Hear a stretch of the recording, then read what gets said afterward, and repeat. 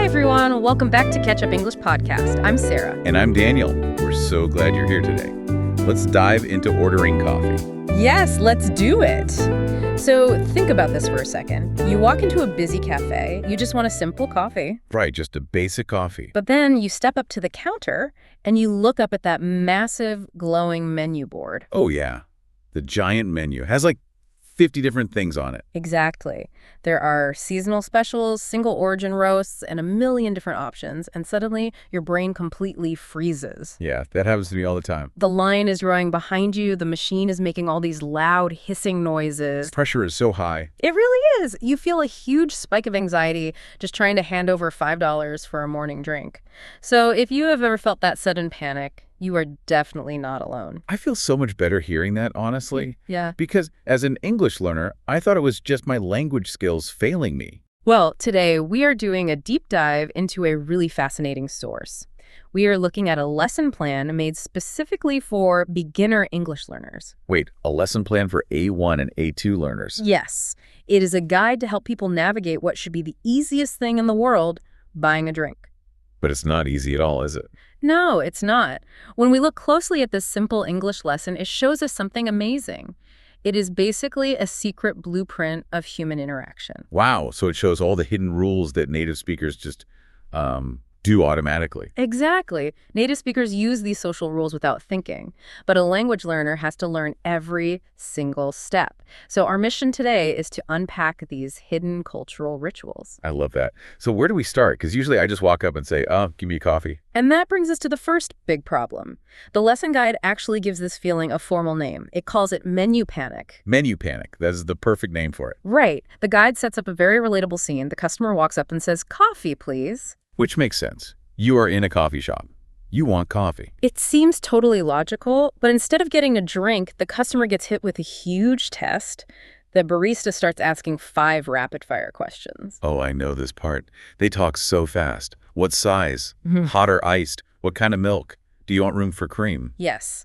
To the barista, coffee is not just one item anymore. It's a huge category. They have to ask all those questions to build your drink. In trying to answer all those questions early in the morning, it feels like trying to defuse a bomb.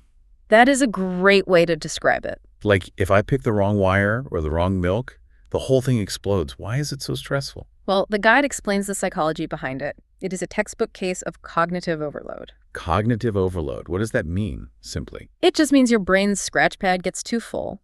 Human memory can only hold a few pieces of information at once. Ah, okay. So my brain gets full. Exactly. And then you add stress.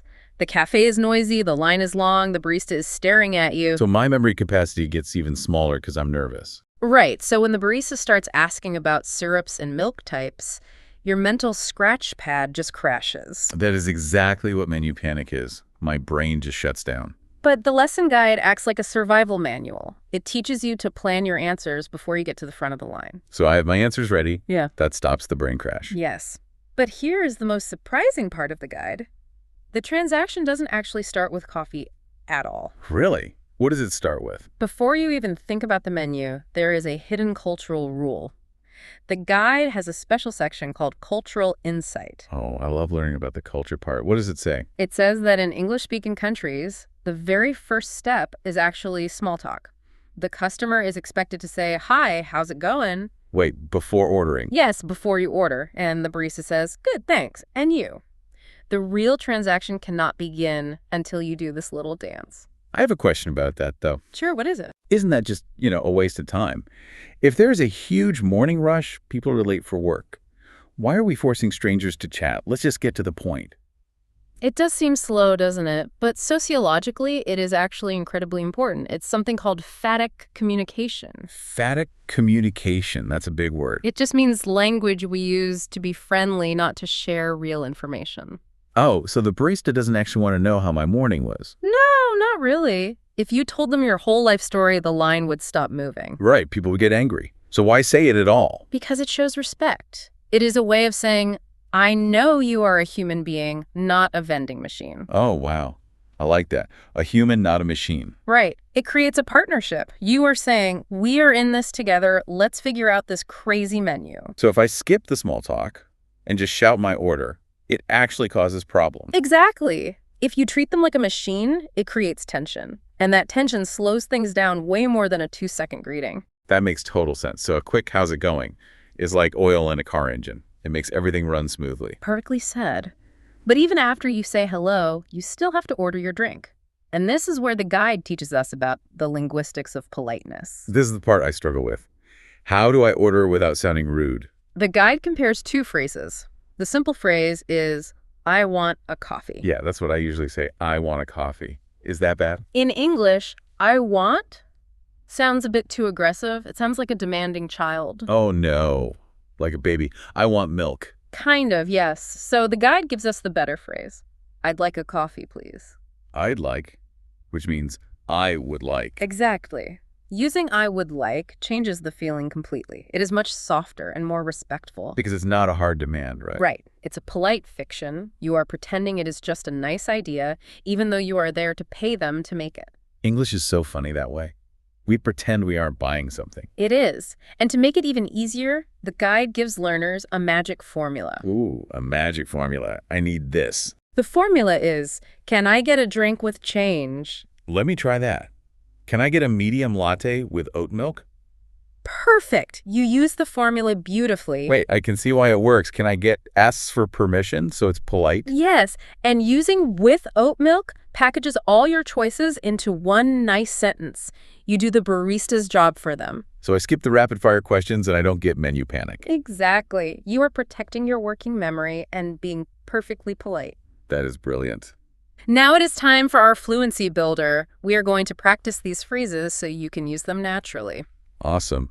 Listeners, try to practice with us out loud. Great idea. Okay, listen and repeat. I would like a coffee, please. I would like a coffee, please. Nice. Let's try the magic formula. Can I get a latte with oat milk? Can I get a latte with oat milk? Perfect. One more. Can I get an Americano with cold milk?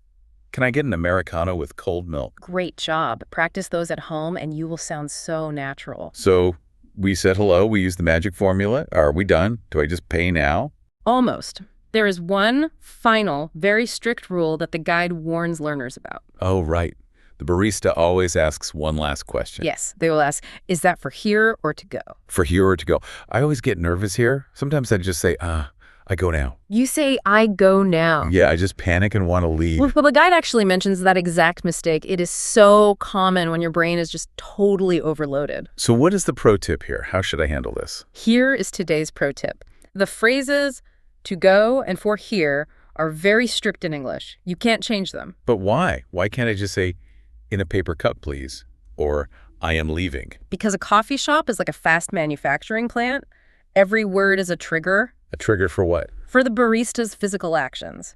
When they hear to go, they instantly grab a paper cup and a plastic lid. Oh, I see. And if I say for here, they grab a real glass cup. Yes. Yeah. It tells them exactly how to build and present your drink. It saves time.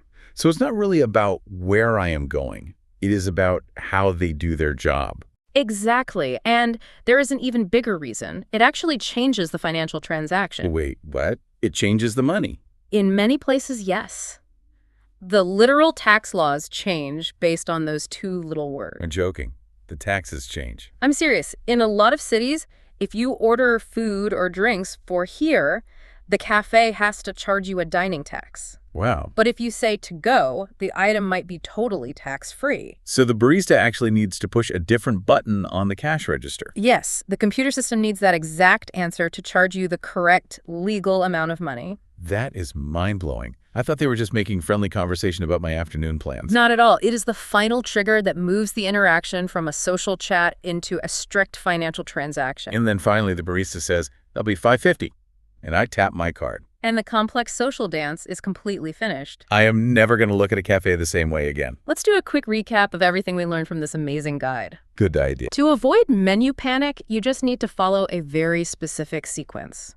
First, start with the friendly greeting, like, how's it going? Right. To show we are humans, not machines. Then, use polite verbs. Upgrade your I want to I would like. Or use the magic formula. Can I get a coffee with milk? Yes. And finally, answer the special question with the exact operational triggers for here or to go.